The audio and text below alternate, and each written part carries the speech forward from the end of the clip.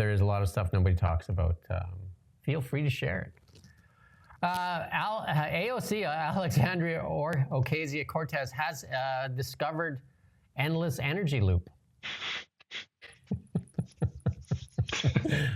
And she's showing that off proudly. Hey? Yeah. No need to worry. No need to worry. Don't need a pipeline. Motion machines. Hey, no need to worry about a pipeline or anything. AOC has it figured out. Because she also said that Elon Musk is the stupidest person on this planet. So there you go. I wonder if she regrets saying that. It's a pretty stupid thing to say.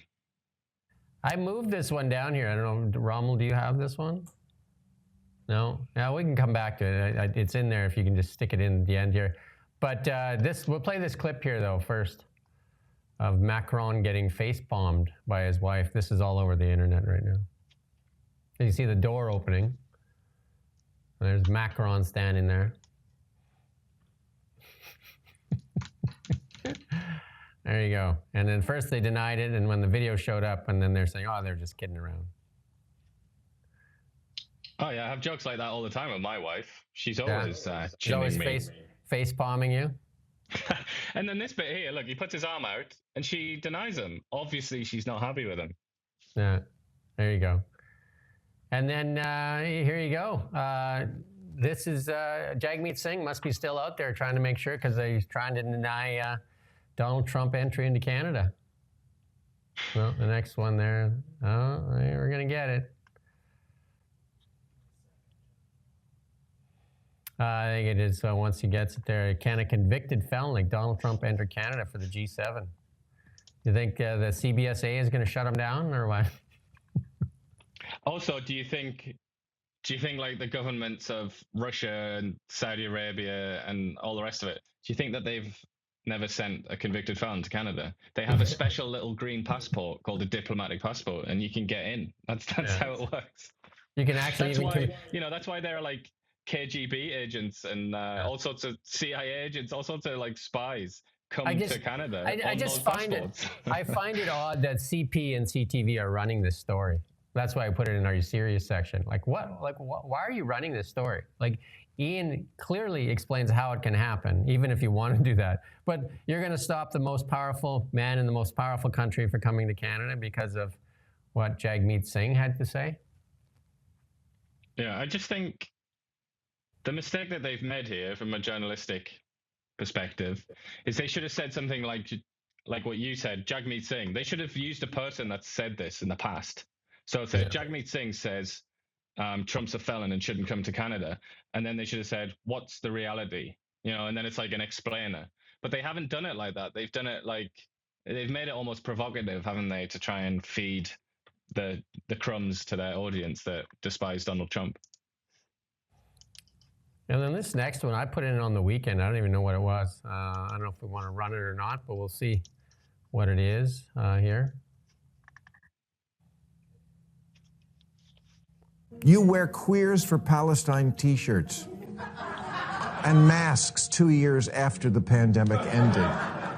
And you can't define woman, I mean person who menstruates. You're the Teachers Union Education Party, and you've turned schools and colleges into a joke. What a shocker that the people who see everything through the lens of race and sex see their election loss as a result of racism and sexism. Kamala spent 100 days telling voters, I know it feels like crime and illegal immigration are bad, but f*** your feelings. Look at this chart. Have you seen my "In This House We Believe" lawn sign? See, it says right on it, we believe in science. Right, which is why you demanded no one even debate whether COVID could have escaped from the one lab in the one city where they were studying it. How far-fetched. Democrats have become like a royal family that, because of so much incest, has unfortunately had children who are retarded.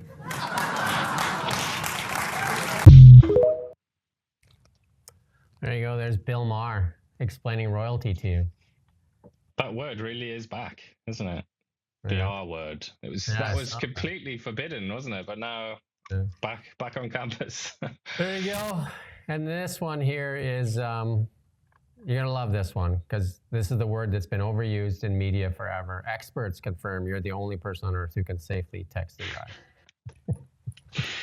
I don't know. Like just now, I just saw a woman on the road just now doing that. I'm pretty sure she had kids in the back. I see it every single day, and it's it's kind of dispiriting, isn't it, when you see it? I mean, self-driving I've always cars got my eyes on the road, and I'm still surprised by things from time to time. You know, because they're always some idiot always comes and like cuts you off or something like that. It does happen, and the lights sometimes change very suddenly, and it catches you off guard. I don't know how you could think that you could text and still do all that. It's just very silly, isn't it? Self-driving cars can't come soon enough. I use it every day. I've been using it for well over a year now, and it's a better driver than me. I'll say that for sure. That's the thing, though. I mean, when I talk about the safety factor, I mean it's not like it's an opinion. It's statistically true. You just have to look at the stats that it is better and safer. But when I think of that, it's stuff like this because people just don't take driving seriously. I think especially in Canada and the US, where it's a lot of straight roads, you're driving an automatic, but barely anybody has gears. Like, it's almost always automatic, and the roads are nice and big. Like in Europe and other countries around the world, you've really got to pay attention because it's kind of hard, and you're shifting gears, and it's like you constantly have to stop and go around bends and things like that. But I feel like Canadian roads, like especially in the suburbs, maybe it's just so easy that people, or it feels like it's so easy that people get arrogant and they think, oh, I can just look at my phone. But that's why I think self-drive is crucial anyway, because I think people that are a bit too cocky, maybe they can now be driven by a nice machine. Yeah, they said if everybody drove a full self-drive vehicle, it would save over 1 million lives a year. So that's quite an impressive number. She's managed. I assume it's a woman, Joanne, unless it's Joe for a man's name. Well, Joe anyway has said I managed fine for 35 years. That's probably obviously is true, and I believe you, but it's not so much about you, it's about the people around you. That's what I think. I trust myself in the car, but I don't trust idiots looking at their phones, which I see every single day that I'm in a car. I see that. So those are the people I don't trust. They're the ones I want to have self-drive. And if the precondition for them to self-drive is for me to self-drive, then I'm all for it. Yeah, even yesterday I was out golfing, and it's out by the airport, and it's down kind of like a country lane out there, and I watched this lady. She was just walking. She was on her headphones, just like walking, and she was talking through her AirPods. But she was walking with traffic, and I thought, holy cow, that's so dangerous in this day and age, because people down a country lane, they're usually speeding, and she's on that lane where it's a narrow lane, and somebody could easily get distracted, text or do whatever, and she could become another statistic, right? It just seems so, like I was actually felt scared for her there, because the amount of people that are using their phone when they're driving is I can stand it, like if you stand at an intersection, like it's a high percentage of people that are actually picking up their phone. Yeah. And Joe, well, you survived 35 years. I haven't had an accident for that long as well, but like I know I've absentmindedly driven through red light every now and then. Right now, I'm just like, whoops. Yeah, I've never had an accident, but somebody rear-ended me not so long ago. Pretty sure he was looking on his phone.